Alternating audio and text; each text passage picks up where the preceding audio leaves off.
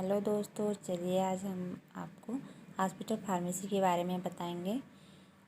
तो कुछ टॉपिक हैं जिसके बारे में हम आज चर्चा करेंगे। तो जान लीजिए कि क्या क्या टॉपिक हैं। What is hospital pharmacy, function of hospital pharmacy, location and layout of hospital pharmacy, quality of hospital pharmacy, responsibilities of A hospital pharmacist hospital में फार्मासिस्ट की क्या क्या रिस्पॉन्सिबिलिटी होती है। चलिए डिफिनेशन देख लेते हैं। Hospital pharmacy is the organization और department of the hospital. Hospital pharmacy अस्पताल का एक विभाग है, एक डिपार्टमेंट है।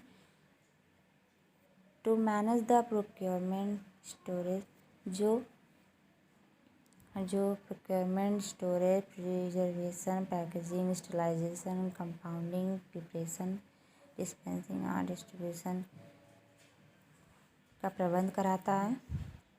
अब मेडिसिन इन द हॉस्पिटल, और दवाओं का वितरण का काम भी हॉस्पिटल फार्मेसी कराता है। देखिए क्लासिफिकेशन क्या क्या है। Indoor pharmacy in the hospital, outdoor pharmacy in the hospital, retail pharmacy, wholesale pharmacy, industrial pharmacy. ये हो गया आपका डेफिनेशन हॉस्पिटल फार्मेसी। क्वालिटी देख लेते हैं। हॉस्पिटल फार्मासिस्ट की क्या क्या क्वालिटी होनी चाहिए। Hospital pharmacist should have the good quality. एक फार्मासिस्ट में अच्छी गुणवत्ता होनी चाहिए, एक अच्छी क्वालिटी होनी चाहिए। That his profession would be accepted to the patient and society people. मतलब उनका जो पेशा है हॉस्पिटल फार्मासिस्ट का, वो मरीजों को और समाज के लोगों को स्वीकार होना चाहिए। He should have the following quality which should bright his future prospects। निम्नलिखित गुण होने चाहिए। क्या क्या क्वालिटीज़ होनी चाहिए जिससे कि फार्मासिस्ट के फ्यूचर को ब्राइट करें, संभावनाओं को ब्राइट मतलब उज्जवल करें।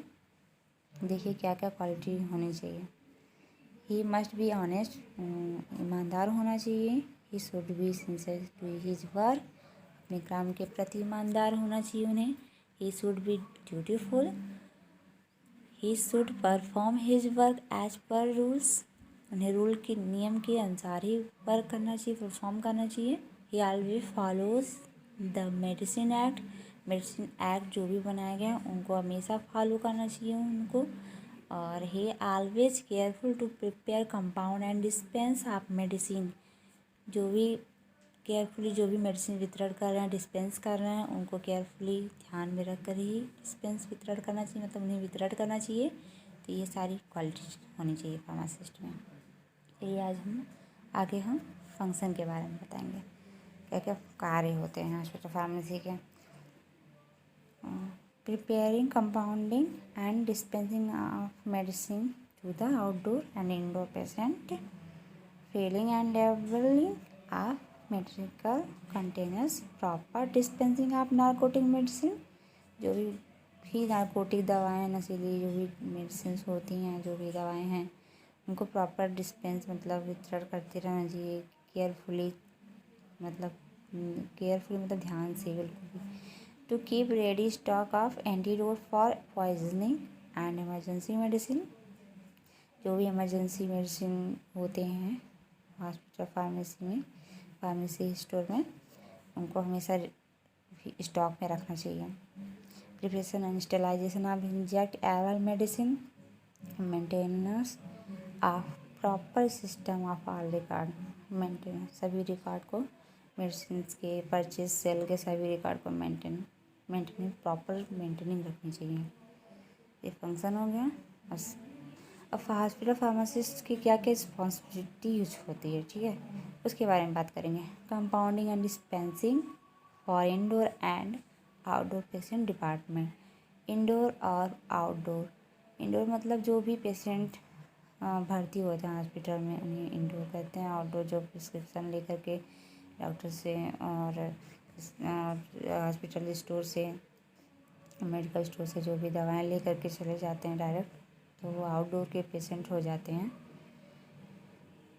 तो उन्हें डिस्पेंस कराना दवा को, ये ड्यूटी होती है मैन्युफैक्चर ऑफ फार्मास्यूटिकल एग्जाम्पल में tablet capsule ointment etc preparation and sterilization of injectable medicine filling and labelling of medical container जो भी मेडिकल कंटेनर उन्हें लेबलिंग और फिलिंग का भी वर्क फार्मासिस्ट का ही होता है। Proper dispensing of narcotic medicine proper dispensing का काम भी ना जो भी है नारकोटिक मेडिसिन सबकी रिस्पॉन्सिबिलिटी हॉस्पिटल फार्मासिस्ट की होती है। अब लोकेशन एंड लेआउट के बारे में बात करेंगे। Hospital pharmacy department should be located at ground floor और at first floor of the hospital.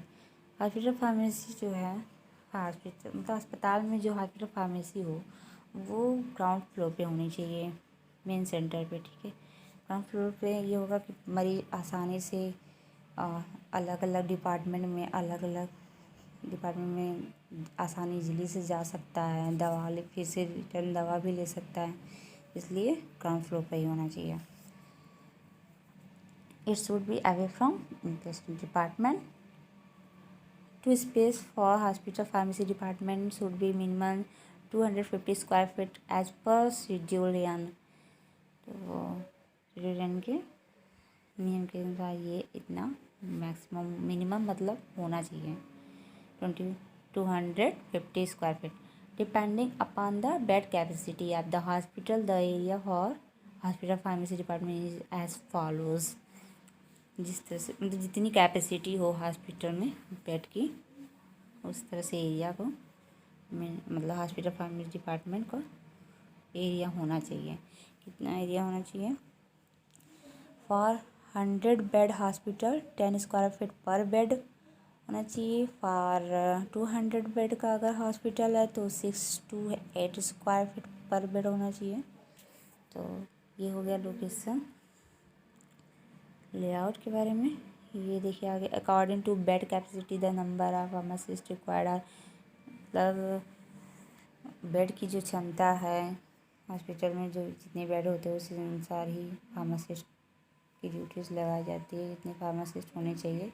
देखिए 50 बेड पे 3 फार्मासिस्ट, 100 बेड पे 5 फार्मासिस्ट, 200 बेड पे 8 फार्मासिस्ट की ज़रूरत पड़ती है, 300 बेड्स पे 10 फार्मासिस्ट होने चाहिए, 50 बेड 500 बेड पे 15 फार्मासिस्ट होने चाहिए। Generally out patient attendance and bed strength ratio तो कितना होना चाहिए? इस 3.1 रेशियो होना चाहिए। 1 pharmacist can be recommended for maximum 10%। अगर 10 मरीज हैं तो उस पर एक फार्मासिस्ट होना ही चाहिए। ये हो गया हम लोकेशन एंड लेआउट के बारे में। अगर आपको हमारा वीडियो अगर आपको पसंद आया हो तो प्लीज़ लाइक एंड सब्सक्राइब करें। Thank you so much.